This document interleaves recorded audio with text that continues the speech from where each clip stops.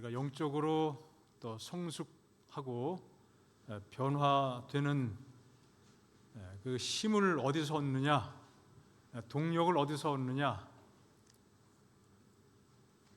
첫 번째는 말씀, 또 두 번째 그리스도, 또 세 번째 성령, 이 세 가지를 말씀을 드렸었는데, 우리 말씀으로 우리 마음을 새롭게 하는 하나님의 그 역사를 함께 생각했었고, 오늘은 그리스도로 마음을 새롭게 하는, 그래서 변화가 이루어지는 그 역사를 또 말씀을 통해서 살펴보고자 합니다.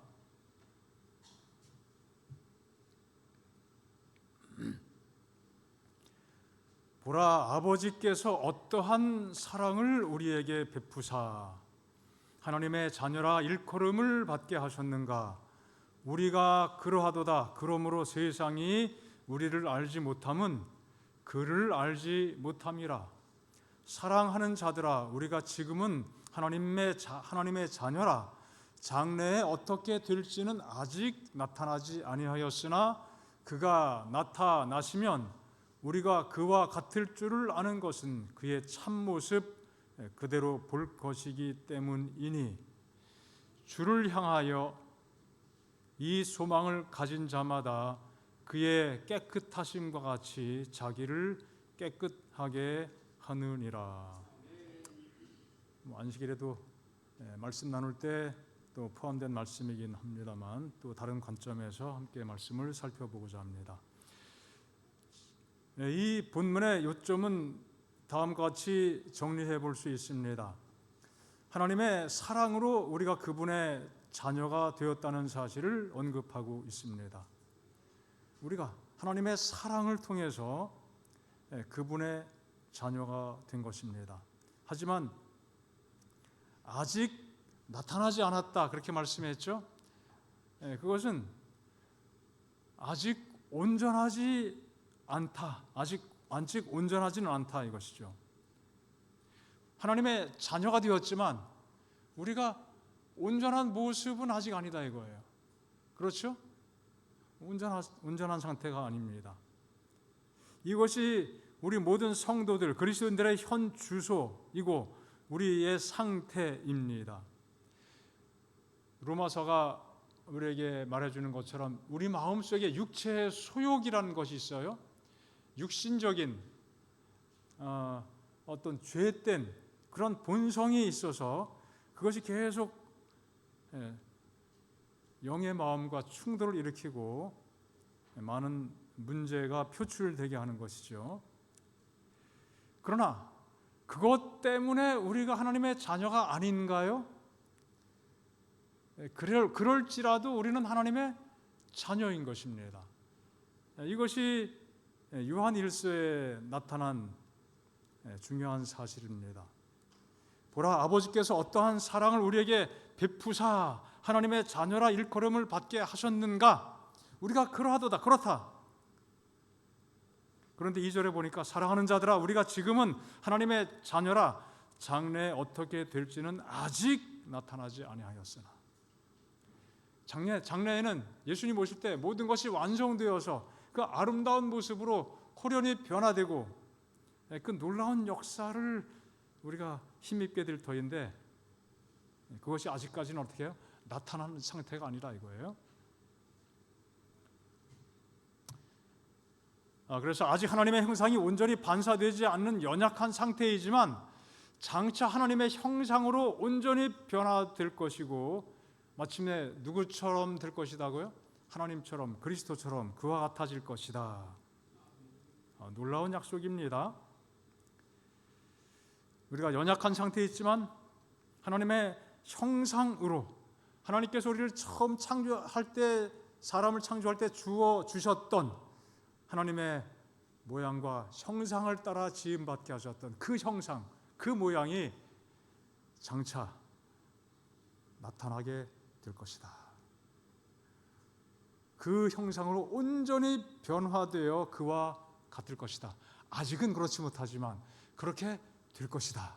감사한 일이지 않습니까? 얼마나 놀라운 약속이에요. 그럼 그때가 언제냐? 예수님 재림하실 때이죠. 주님께서 재림하실 때 그 참된 영광의 모습을 보게 될 것이다. 누구의 모습? 성육신 하신 예수님의 모습은 지난 안식일에도 말씀드렸지만 영광이 가리워진 모습이에요. 하나님의 영광이 그 신성의 충만한 영광이 인성으로 가리워진 상태였지만 예수님 오실 때는 가리워서 오시는 것이 아니죠. 온전한 모습 그대로 오시는 것이죠. 그때 우리가 그분의 참된 모습을 보게 될 것입니다. 그의 참모습 그대로 볼 것이기 때문이니 기대가 되지 않습니까? 그 참모습이 어떨까? 그리고 3절에 보니까 이 주를 향하여 이 소망을 가진 자마다 어떤 소망이에요? 우리가 아직은 온전히 변화되는 그 모습이 아직 드러나지 않고 아직은 여러 가지 연약함들이 있지만 장차 우리가 호련히 변화되고 그 영광에 충만하신 그 모습을 볼 수 있을 만큼 그렇게 변화될 것이고 또 주께서 그런 모습으로 오실 것인데 그것이 이루어지기를 바라는 소망을 가진 사람, 그런 자마다 이 소망을 가진 자마다 그의 깨끗하심과 같이 자기를 어떻게 해요? 깨끗하게 하느니라. 이 소망을 가지고 그것을 기대하는 사람은 거룩한 삶을, 정결한 삶을, 순결한 삶을 추구하게 된다는 것이죠. 우리 주님께서 우리의 삶의 순결과 거룩의 표준으로 우리 마음속에 자연스럽게 받아들이게 되고 그 지점을 향하여 바울이 고백한 것처럼 이미 이루었다 함도 아니요 그런 모습이지만 그래도 그 표대를 향하여 힘차게 또 전진하게 되는 것입니다. 하나님께서 이런 아름다운 소망을 저희들에게 주셔서 정말 감사합니다. 요한은 그의 그런 경험을 이 말씀 속에서 요약을 해주고 있습니다. 요한만 경험해야 되는 것이냐? 우리 모든 성도가 맛보아야 할 그러한 경험인 것입니다. 요한의 이 경험은 사랑의 경험이 바탕이 되었습니다. 보라, 아버지께서 어떠한 사랑을 우리에게 어떠한 사랑을 베푸셨는가? 그 사랑이 얼마나 놀라운 것이냐 이거예요. 사랑을 베푸셨다는 것은 사랑을 주셨다는 것입니다. 이것은 옛날에 다 끝나버린 것이 아니라 이미 이루어졌지만 그 영향은 계속 이어져 가고 있는 거예요. 그 큰 사랑을 십자가를 통해서 주셨어요. 이미 놀랍게 주어졌지만 그 사랑을 베풀어 주셨던 그 결과는 계속 이어져 가는 것입니다. 그것이 이제 사랑을 베풀어 주셨다는 그 표현에 담긴 의미입니다. 주신 사랑을 우리 마음속에 생각해 볼 때 그 사랑이 우리 마음에 기쁨도 주고 행복도 주고 또 소망도 주고 또 능력도 주게 되는 것이죠. 우리가 잘 아는 것처럼 이 사랑은 헬라어로 뭐예요? 아가페죠. 아가페. 하나님의 아주 무조건적인 희생적인 사랑, 조건 없이 주어지는 그 사랑, 그것을 아가페 사랑이라고 이야기합니다. 이 사랑이란 그 아가페 사랑이란 단어가 복음서에는 9번 정도밖에 나오지 않습니다. 10번이 채 안 나와요. 신약 성경 전체 한 100여 번 기록이 되어 있는 단어입니다. 그런데 요한 서신에만 46번이 사용이 됐어요. 신약 성경 전체가 하나님의 놀라운 사랑을 표현한 그 아가페라는 단어를 한 100여 차례 사용을 했는데 한 40, 거의 절반 가까이 46번이 어디에 사용됐어요? 요한의 편지서에 사용되어 있어요. 그 요한의 그 마음 속에 하나님의 사랑이 얼마나 간절하고 얼마나 특별한 것인지. 요한의 별명이 뭐예요? 사랑의 사도입니다. 놀랍죠? 별명이 참 따봉이에요. 사랑의 사람, 사랑의 사도. 얼마나 멋진 별명입니까? 얼마나 아름다운 호칭입니까? 하나님의 사랑에 완전히 사로잡힌 그의 심정을 느낄 수 있지 않습니까? 그럼 말만 꺼내면 뭐예요? 사랑이에요. 뭐 이야기하다가 또 사랑, 완전히 사랑에 그냥 젖었어요. 사랑에 쩔었다고 하면 좀 이상할까요? 사랑이 완전히 그냥 염장되는 것처럼 사랑에 절여져 있는 것이죠. 그의 마음을 가득 채운 주제가 바로 사랑입니다. 그래서 다른 성경에 어디에도 하나님을 사랑이라고 정의하지 않았지만 요한은 하나님은 사랑이시라. 이 사랑은 우리의 일상적인 또 많은 사람들의 삶 속에도 아주 중요한 화두이기도 하고 또 삶의 가치가 되기도 하고 또 삶의 희망을 주기도 하고. 희망만 줍니까? 또 사랑 때문에 또 울기도 하잖아요. 노래 주제, 뭐 이 세속적인 노래, 뭐 가곡이나 뭐 유행가나 뭐 사랑 빼면 사실 뭐 노래가 나올 수가 없어요. 그리고 뭐 문학 작품에도 다 사랑이죠. 심지어 뭐 전쟁을 다루는 그 영화 같은 거, 그런 주제를 가지고 꾸며지는 뭐 영화에도 그 사랑이라고 하는데 그 빠지면 재미가 없잖아요. 반드시 그게 들어가야 훨씬 더 재미를 느끼는 어떤 작품이 나오게 되죠. 우리 삶의 전부라고 말할 수 있습니다. 그러나 인간의 사랑은 참 연약하지요. 제한적입니다. 불안정합니다. 불안전합니다. 그래서 어떻게 보면은 허상에 불과한 경우가 참 많이 있어요. 사랑이 아닌데 사랑이라고 착각하고 있는 게 그게 허상이에요. 여러분, 인간의 사랑은 참 이기적이죠. 남녀 간의 뜨거운 사랑, 뭐 그 뜨거운 사랑의 감정이 뭐 생리학적으로 보면은 뭐 여러 가지 그 몸속에서 호르몬이 나오죠.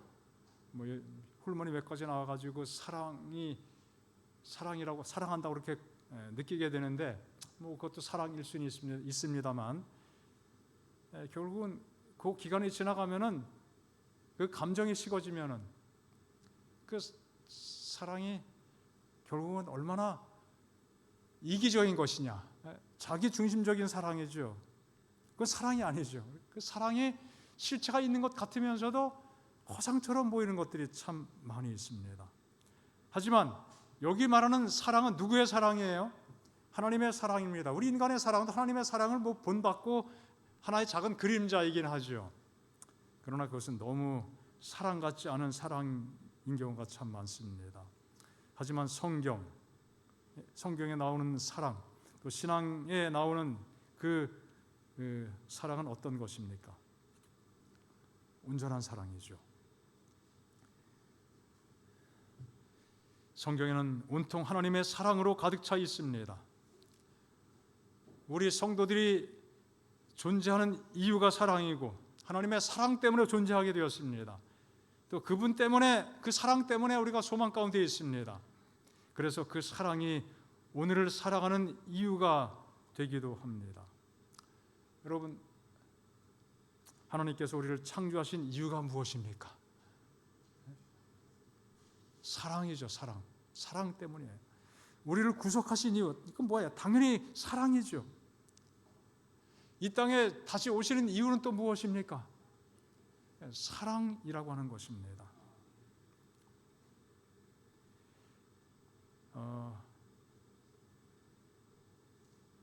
심판에 대해서 사람들이 사실 부담스럽게 여기는 면이 없지 않아 있습니다. 심판. 하지만 하나님께서 세상을 심판하시는 이유도 뭐예요?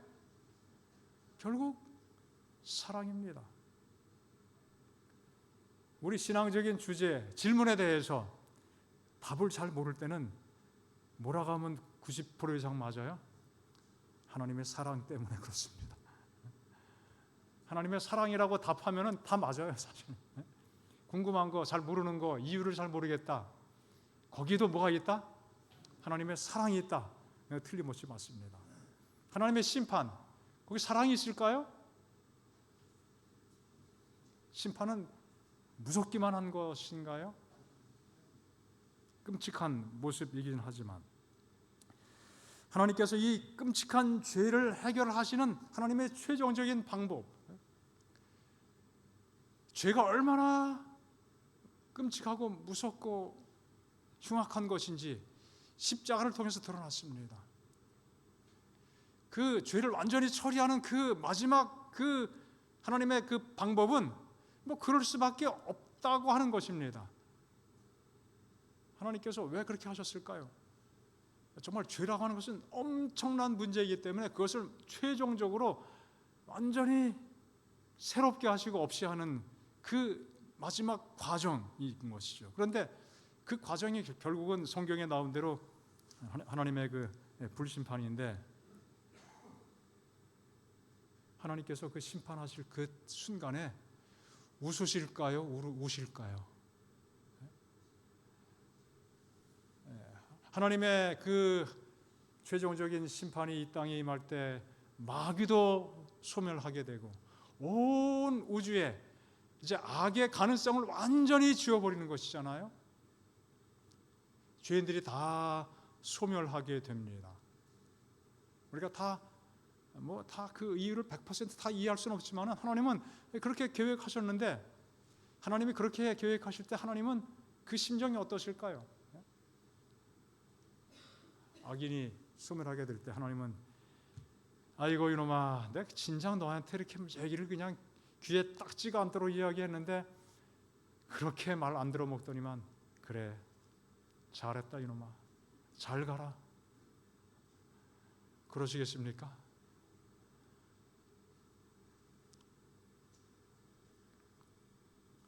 하나님이 얼마나 마음 아파하실까. 그렇죠? 그 최종 심판 때 하나님이 참 마음 아파하실 거예요. 그래서 우리는 하나님의 심판에도 무엇이 담겨 있다? 사랑이 담겨 있다. 자, 성경의 중요한 주제에 대해서, 그 질문에 대해서 답을 잘 모른다. 그러면 어떻게 대답하라고요? 하나님의 사랑임 때문입니다.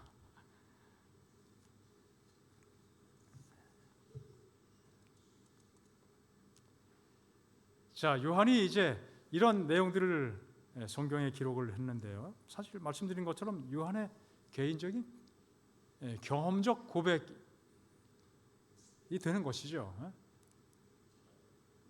대개 이제 성경의 많은 기별들이 그런 성격을 가지고 있습니다.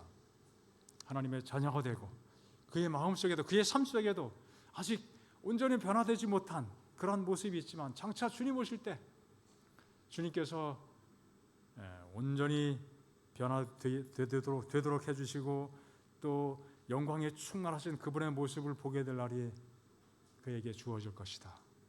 우리의 소망입니다. 요한은 사실 문제가 많은 사람이었어요. 천성적인 결점이 아주 많은 사람이었습니다.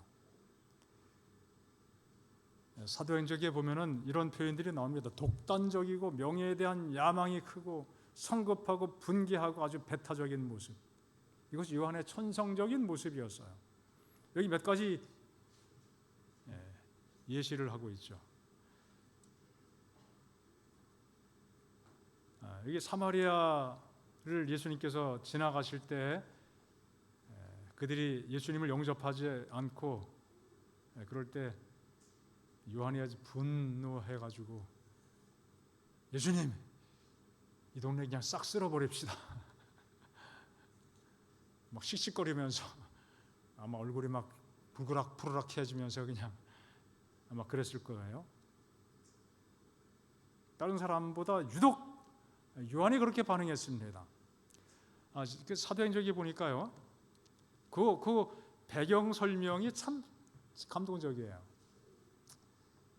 예수님께서 사람들을 보내서 거기에 들어가서 지나가면서 그들과 교제하고 잠깐 쉬고 뭐 그 내용을 표현해 본다면은 가서 간단하게 또 식사도 하고 그런 계획을 하고 사람들을 먼저 보냈어요. 그리고 사마리아 사람들에게 그걸 위해서 준비하도록 이렇게 요청을 하신 거예요. 그런데 사마리아 동네에 갔는데 예수님께서 갑자기 그냥 가자고 그러시는 거예요. 뭐 성경에는 자세한 표현이 없지만 영감의 글에 그런 설명을 하고 있습니다. 자, 그럴 때 사마리아 사람들로서는 어떻게 보면 당연한 반응일 수 있어요. 서운하거든요. 기껏 준비했는데 방문할 줄 알았는데 방문한다고 해놓고서 왜 방문도 안 하고 그냥 지나가는 거예요. 그래가지고 그 억하심정 같은 거잖아요. 그런 것 때문에 시기, 질투 그런 마음들이 작동이 되고 아주 격하게 반응을 한 것이죠. 요한이 이렇게까지 반응하게 된 데는 아마 또 그만큼 뭔가 작용과 반작용이 있었을 거예요. 뭐 조그만 일로 뭐 사마리아 사람들이 뭐 그냥 뭐 조금 약간 서운하게 한 것 가지고 그렇게 하진 않았을 것 같고 아주 뭐 강력하게 뭐 항의했던지 뭐 그런 과정이 있었을 것으로 이해가 됩니다. 어쨌든 요한은 그 순간에 이 말을 아예 그냥 송두리째 불바다 만들어 버립시다. 누가 쓰는 이야기예요? 김정은이가 쓰는 이야기예요?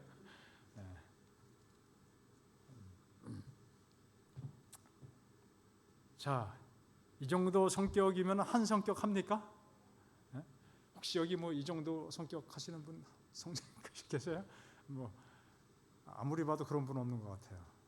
요한이 참 그 정도였다는 사실입니다. 그리고 예수님께 그 어머니가 나와서 뭐라 그래요? 주님 나라 이 땅에 마실 때 우리 두 아들 야고보, 요한, 하나는 큰 아들은 오른편에, 작은 아들을 뭐 왼쪽 편에 그렇게 좀 해주시죠. 아니 뭐 조용히 혼자 있는 데서 속삭인 것도 아니고 사람들이 다 있는 데서 그렇게 이야기해요. 자, 우린 단순하게 그 어머니의 치맛바람으로만 생각할 수 있겠지만 그런 결과가 나오기까지는 어떤 과정이 있었을까요? 요한과 야고보가 어떻게 해요? 마음속에 예수님 이 땅에 정말 큰 나라를 세우실 것처럼 보이는데 그때 이왕이면 제일 큰 자리 차지해야 되지 않겠냐? 형제간에도 이야기했을 것이고 집에 가서 어머니하고도 이야기했을 것이고 우리 어떻게 하면 좀 그렇게 할 수 있죠? 그런 과정이 있었겠죠. 있었다고 표현되지는 않았지만 이런 결과가 나올 때까지는 뭐 많은 과정들이 있어요. 그것이 다 생략된 거죠.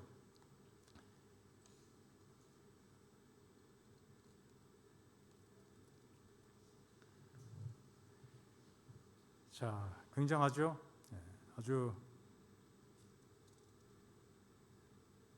이기적인 일이다. 자, 예수님께서 그때 질문하셨습니다. 너희 구하는 것을 알지 못하는도다.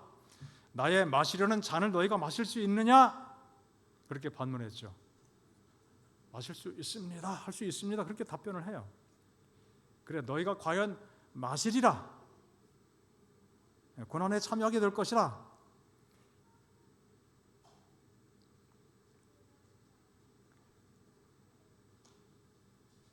그들이 마셔야 되는 잔, 예수님께서 마셔야만 됐던 그 잔, 같은 성격의 잔이에요. 예수님의 십자가의 고난. 그 고난의 잔이 있을 것이다. 그것을 먼저 기억하라고 말씀하고 있습니다. 예수님의 십자가 좌우편에 누가 있었어요? 두 강도가 있었습니다.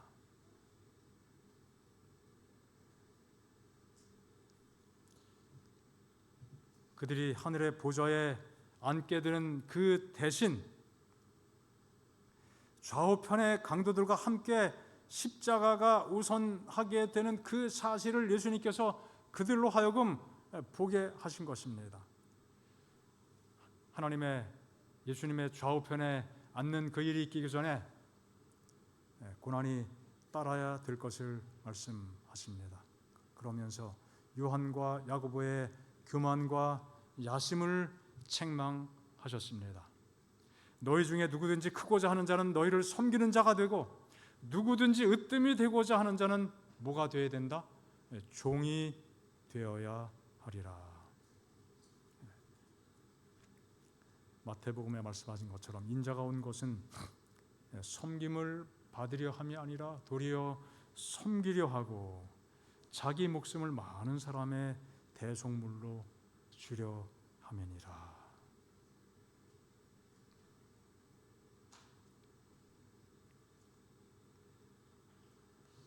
주의 이름으로 귀신 내쫓는 것을 금지를 한 적이 있었습니다.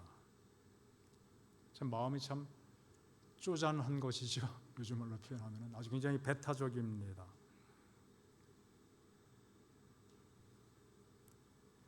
우리를 따르지 않는 어떤 자가 주의 이름으로 귀신을 쫓아내는 것을 우리가 보고 그가 우리를 따르지 않기 때문에 하지 못하게 어떻게 했다고요?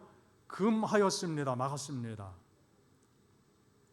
예수님께서 뭐라고 말씀하셨습니까? 금하지 말라. 내 이름을 의탁하여 능한 일을 행하고 즉시로 나를 비방할 자가 없다. 우리를 반대하지 않는 자는 우리를 위하는 자다. 어쨌든 요한은 참 굵직굵직한 큰 결점을 우리에게 보여주고 있습니다. 그것이 그의 모습이었습니다. 하지만 그의 삶에 반전을 경험하게 됩니다. 어두운데 빛이 비치리라 말씀하셨던 그 하나님께서 태초에 하나님이 세상을 창조하실 때 빛이 있으라, 바로 그 장면이죠. 그 하나님께서 예수 그리스도의 얼굴에 있는 하나님의 영광을 아는 빛, 흑암이 깊음 중에 있고 온 천지가 캄캄한 그 상태에서 빛이 있으라 하시니 어떻게 했어요? 빛이 있었어요. 그런데 이제는 우리 마음이 죄악으로 이기심으로 온갖 어둠에 깊이 사로잡혀 있었는데 거기에 어느 빛이, 어떤 빛이 비칩니까? 그리스도의 얼굴에 있는, 주님의 모습에 있는 그분의 품성에 나타난, 얼굴은 그 존재입니다. 거기에 뭐가 있어요? 하나님의 영광을 아는 빛이 있어요. 그 얼굴에서 그 빛이 보입니다. 그 빛을 어디에요? 우리 마음에 빛이 비치셨느니라. 이거 뭐 사도 바울이 말한 기별이지만, 말씀이지만 바로 이런 경험을 누가 한 거예요? 요한이 한 것입니다. 이 경험은 또 우리 모두가 해야 될 경험, 하고 있는 경험이에요. 또 앞으로 계속 해야 되는 경험입니다.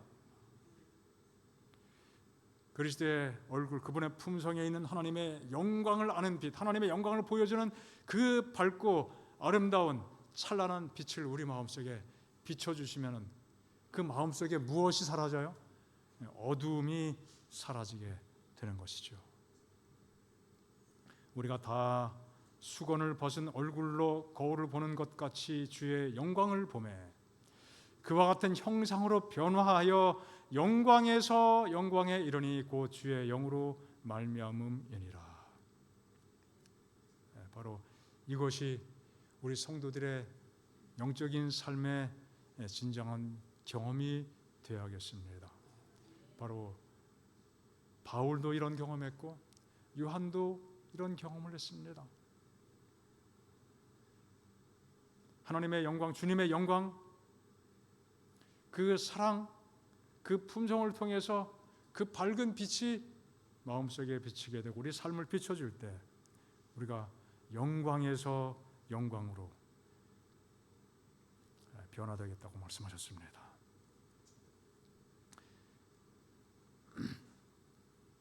요한의 생애 가운데 나타나는 것과 같은 품성의 변화는 항상 그리스도와 어떻게 한 결과? 교제한 결과이다. 예수님을 가까이 하는 경험, 그 얼굴 속에 하나님의 영광을 아는 그 빛, 그 빛이 나는 것을 가까이서 보게 된 것이에요. 개인의 품성에 현저한 결점들이 있을 수 있으나 그가 참된 그리스도의 제자가 될 때에 거룩한 은혜의 능력은 그를 변화시키고 성화시킨다. 그렇죠? 그분의 제자가 되어서 그분을 더 분명하고 확실하게 깨닫고 알아가게 될 때 그 은혜의 능력이 우리를 변화시켜 주신다. 거울을 보는 것처럼 주의 영광을 바라봄으로 그는 영광에서 영광으로 변화하여 마침내 그가 사모하던 그분과 같아진다.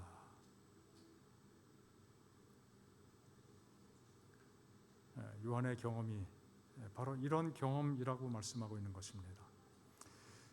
그리스도께 가장 가까이 서는 사람은, 예수님께 가장 가까이 서는 사람은 당신의 자아 희생의 사랑, 곧 자랑하지 아니하고 교만하지 아니하고 자기 유익을 구치 아니하고 성내지 않고 악한 것을 생각지 않는 그 사랑, 즉 우리 주님을 움직인 것처럼 제자를 움직여 모든 사람에게 주고 인류의 구원을 위하여 죽기까지 살고 수고하고 희생하는 사랑의 정신을 가장 깊이 마신 사람이 될 것이다.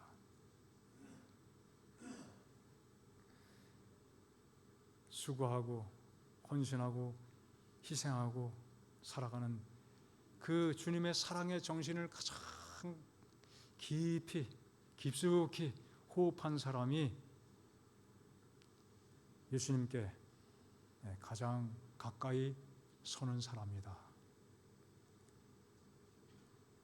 한 자리 요구하는 그런 말로 가까이 할 수 있는 것이 아니라 그 사랑의 정신을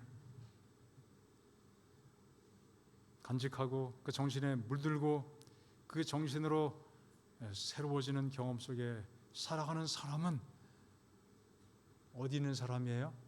예수님이 가장 가까이 있는 사람이라고 말씀하십니다. 우리가 그런 의미에서, 이런 의미에서 예수님께 더 가까이 서 있는 주의 자녀가 되시기를 간절히 바랍니다. 거룩하신 분의 품성이 그에게 나타났을 때 요한은 자신의 부족을 알았으며 그러한 계시로 인해 겸손하여졌다. 매일매일 그는 자신의 난폭한 정신, 난폭했죠? 난폭한 정신과 대조가 되는 예수의 친절과 관용을 보았고 그분의 겸손과 인내의 교훈을 들었다. 날마다 그의 마음은 그리스도께 이끌렸고 마침내 그는 주님에 대한 사랑 가운데 자신을 잊어버렸다. 예수님을 잘 아는 것이 이래서 중요하다고 강조하고 있습니다. 그분의 친절, 관용, 사랑, 아름다운 모습을 보게 되었을 때 마음이 어떻게 해요? 감동을 받고 그 예수님께 이끌리게 된다는 거예요. 그래도 이끌리지 않으면 이건 문제가 많죠.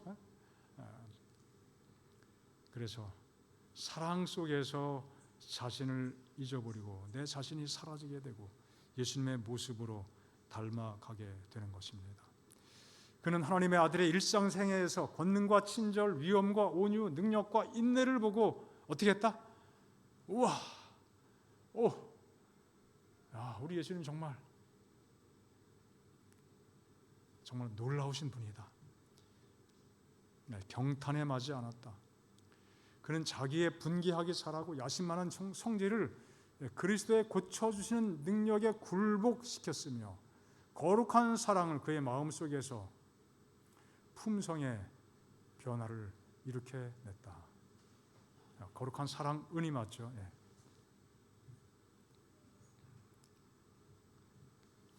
거룩한 사랑이 그의 마음속에서 어떻게 해요? 그 사랑이 변화를 일으키게 된 것이다. 은혜 가운데 자라고 당신의 사업에 적합하게 하는 데 필요되는 온유와 겸손과 사랑을 제시하신 그리스도의 교훈은 요한에게는 최고의 가치가 있었다. 바로 이것이 우리가 최고의 가치로 여기고 삼아야 될 중요한 덕목들이죠. 요한은 모든 교훈을 소중히 여겼으며 그의 생애를 거룩한 모범과 일치시키고자 끊임없이 노력하였다. 하나님의 사랑의 강권에 따라서 그 감동을 받고 그렇게 하게 된 것이죠. 요한은 그리스도의 영광, 곧 그가 바라보도록 가르침을 받은 것은 세속적 허식과 권세가 아니요 아버지의 독생자의 영광이요 은혜와 진리가 충만한 영광임을 분별하기 시작하였다. 아버지의 독생자의 영광, 그 사랑이에요. 바로 거기에 은혜가 충만하고 진리가 충만한 것을 깨닫게 된 것입니다. 은혜와 진리가 충만하신 그 영광을 우리가 함께 목도할 수 있기를 바랍니다. 주님을 통해서, 그래서 우리가 우리 예수님을 자주 마음속에 생각하고 또 모시고 묵상해야 될 필요가 있는 것입니다. 요한은 그리스도를 통해서 참 사랑을 보았습니다. 주께서 명하신 사랑을 나타내 보일 수 있게 되었습니다.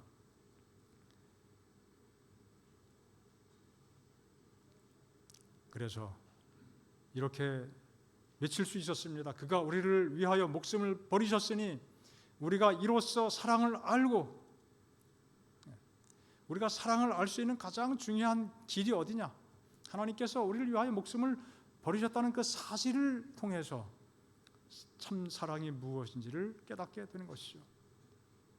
그럴 때 비로소 우리도 형제들을 위하여 목숨을 버리는 희생과 헌신의 능력을 얻게 된다는 것이죠. 하나님의 사랑을 보고 사랑을 실천할 수 있는 이유를 발견하게 되고 능력을 얻게 된 것입니다.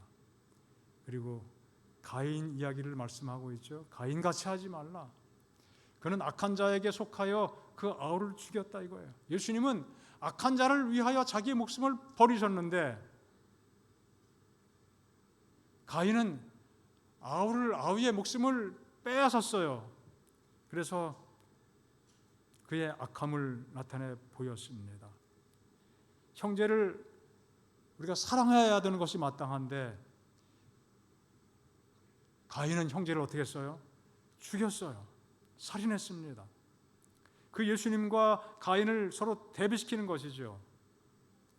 형제를 미워해서 형제를 죽인 자가 가인입니다. 예수님은 형제를 정말 사랑하여 형제를 위하여 목숨을 버리신 분입니다.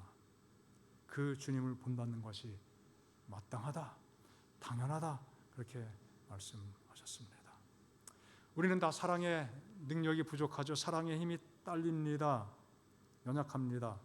하지만 그렇기 때문에 우리는 주님을 바라볼 필요가 있습니다.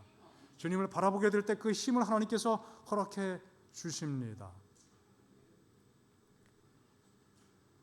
우리 함께 말씀 읽겠습니다. 시작. 너희가 성경에서 영생을 얻는 줄 생각하고 성경을 연구하거니와 이 성경이 곧 내게 대하여 증언하는 것이니라.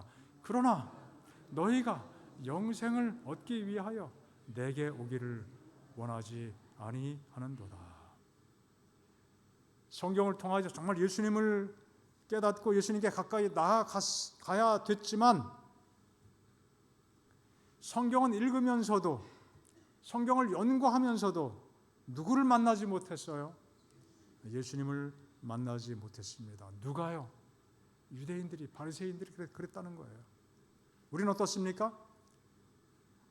성경을 통해서 자기 고집을 단단하게 다지는 그런 식으로 성경을 읽으면 안 되겠죠? 그 성경을 통해서 누굴 볼 수 있어야 돼요? 예수님. 예수님께 나아가야 됩니다. 예수님께 가야 돼요. 그래야 그 사랑을 통해서 힘을 얻습니다. 능력을 얻습니다. 우리 마음속에 변화의 동력을 얻게 되는 것입니다. 그 아름다운 경험이 우리 모든 성도들의 삶의 경험이 되고 또 저의 경험이 되기를 다시 한번 간절히 소원합니다.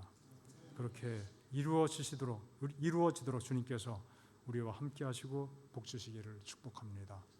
우리 개인 기도 드리는 시간입니다. 주어진 기도 제목을 보시면서 함께 기도하겠습니다.